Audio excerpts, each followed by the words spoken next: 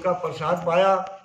सत्यदेव प्रभु के सामने मस्तक ही भी नहीं झुकाया। तत्पश्चात गोप लोगों ने पूजन समाप्त करने पर सत्यनारायण का प्रसाद राजा के समीप लाकर रखा तथा वे अपने स्थान पर आकर इच्छानुसार प्रसाद ग्रहण किए और राजा उस प्रसाद को त्याग कर घर चला गया। तब राजा को उस प्रसाद को त्याग देने से अत्यंत दुख प्राप्त हुआ।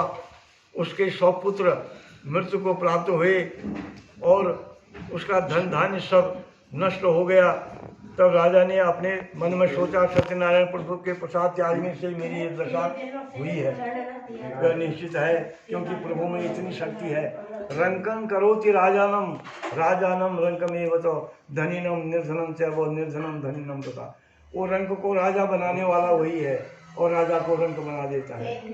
इस प्रकार सोचकर राजा शीघ्र ही उस स्थान पर गया जहाँ पर गोप वाले सत्यनारायण स्वामी का पूजन करते थे।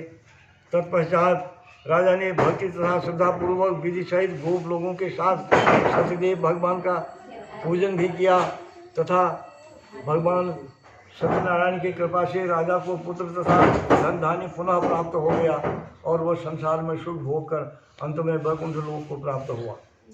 सूजी महाराज बोले, हे स्वर्गाधिक ऋषियों, जो मनुष्य सत्यनारायण प्रभु के इस परम दुर्लभ व्रत को करता है तथा मनोरथ सिद्ध करने वाला पुण्यकारक कथा श्रवण करता है, वो सत्यनारायण के प्रसाद से धन धान्य सब कुछ प्राप्त करता है।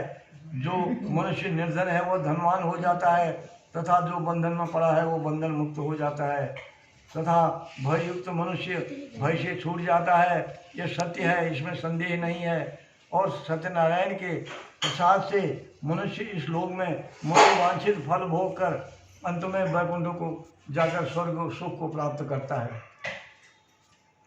इस प्रकार जो सत्यदेव के व्रत को आप लोगों से कहा है उसे करने वाले मनुष्य संसार सागर से दुखों से मुक्त हो जाते हैं और कलयुग में विशेष फल देने वाला सत्यनारायण भगवान का ही व्रत है।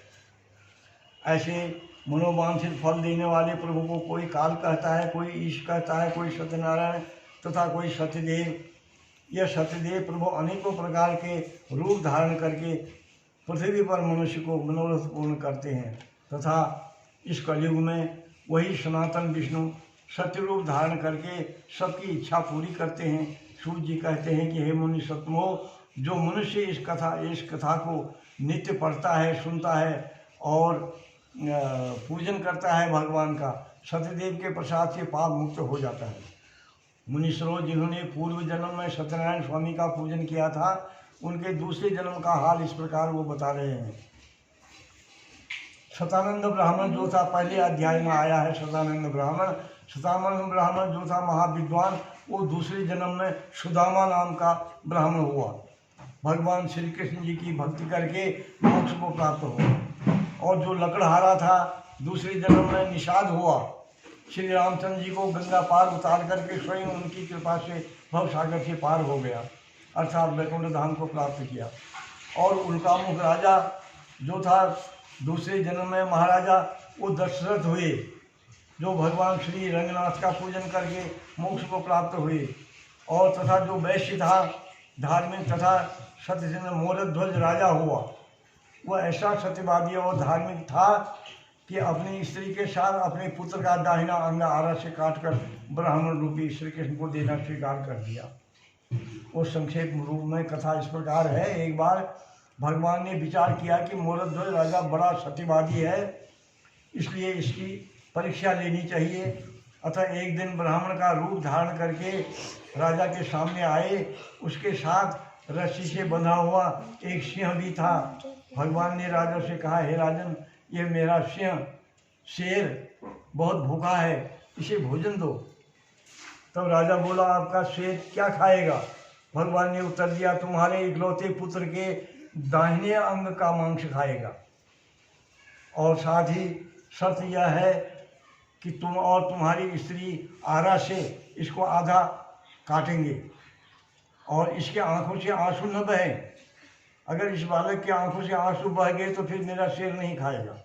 राजा ने बोला, ठीक है, हे ब्राह्मण, शर्त के सहित मैं अपने पुत्र का मांस देने के लिए तैयार हूँ। अंत में राजा ने वैसा ही किया जैसा ब्राह्मण चाहता था, परंतु आरे से चीरते समय लड़के की बाईं आंख से आंसू आ गया। ब्राह्मण ने कहा अब आंसू आ गया है, अब मेरा शेर नहीं खाएगा। तब वही लड़का बोला, खाना तो दाहिना अंग है, आपने तो दाहिना अंग मांगा है, क्यों नहीं खाएगा? बाएं अंग को तो इस बात का दुख है कि वो ऐसा पतित निकला, उसको तुमने ग्रहण ही नहीं किया, उसको तुमने लिया ही नहीं, इसलिए बाएं आंख से आंसू निकला है। ऐसा सुनकर ब्राह्मण रूपी भगवान बहुत प्रसन्न हुए और राजा को वैकुंठ धाम दिया। और तुंगध्वज राजा दूसरे जन्म में स्वयंभू मनु हुए। वो संपूर्ण भागवत की कथा सुनकर मोक्ष को प्राप्त हुए। श्री सत्यनारायण व्रत कथायाम पंचमो अध्याय हो। प्रेम से बोलिए सत्यनारायण भगवान की जय।